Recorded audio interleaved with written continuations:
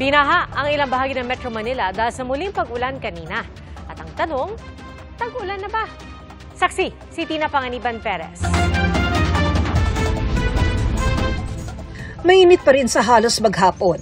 Pero kanina, sa bahagi ng Saranay, Caloocan. Oh my gosh, what happened?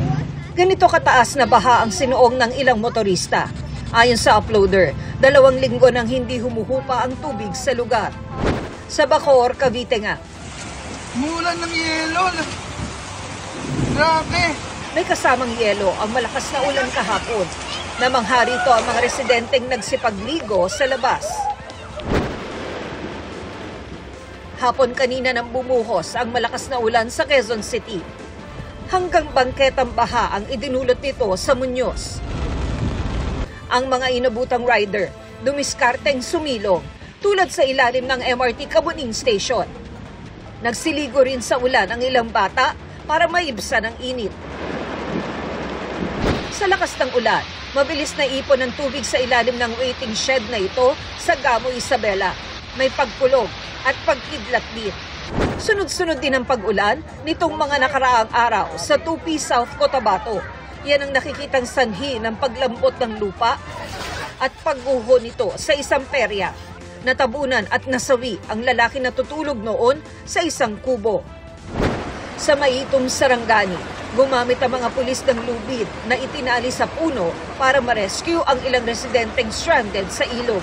Dati parang umuulan sa taas sa mga balibundukin natin. Several hours ago, nung kanilang tatahakin na yung daan na yun, ay biglang tumakas yung tubig at moving na silang madali dun sa flash flood. Patuloy tayong nakakaramdam ng napakainit na panahon hanggang ngayon. Pero ilang araw na rin tayong nakararanas ng napakalakas na ulan. Kaya tanong ng marami, tag-ulan na ba?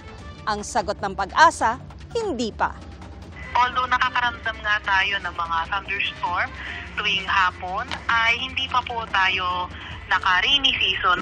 May mga kondisyon na kailangang mangyari muna bago makapagdeklara ang Pag-asa na tag-ulan na. Dapat more than 50% ng station sa western section ng bansa natin or yung mga nasa may climate type 1 ay makapagtala ng 25 millimeters or more na pag-ulan sa loob ng 3 days na magkakasunod na araw, 3 consecutive days na magkakasunod na araw, and then dapat meron silang at least 1 millimeter na daily rainfall. Weather system usually affected by southwest monsoon. So sa climate type 1, merong 2 pronounced season. So dry during November to April and wet the rest of the year. Kasama sa mga binabantayang lugar na may climate type 1 ay ang Lawag, Ilocos Norte, Vigan, Ilocos Sur, Dagupan, Pangasinan, Zambales, San Jose Occidental, Mindoro, Pag-asa Science Garden sa Quezon City, Naiya at Batangas. Dahil pa iba-iba ang lagay ng panahon, payo ng Pag-asa sa publiko. Napapansin nga natin na may kainitan and then biglang uulan and then mainit ulit. So ito po kasi ay signature ng mga thunderstorm. So yung mga thunderstorm kasi natin, posible yung biglaang buhos ng ulan. So advice pa rin natin sa ating mga kababayan na lagi pa rin talagang magdadala ng payong. Tumutok din daw sa mga abiso ng Pag-asa. Para sa GMA Integrated News, ako si Tina Panganiban Perez, ang inyong saksi. Mga kapuso, maging una sa saksi. Mag-subscribe sa GMA Integrated News sa YouTube para sa iba't ibang balita.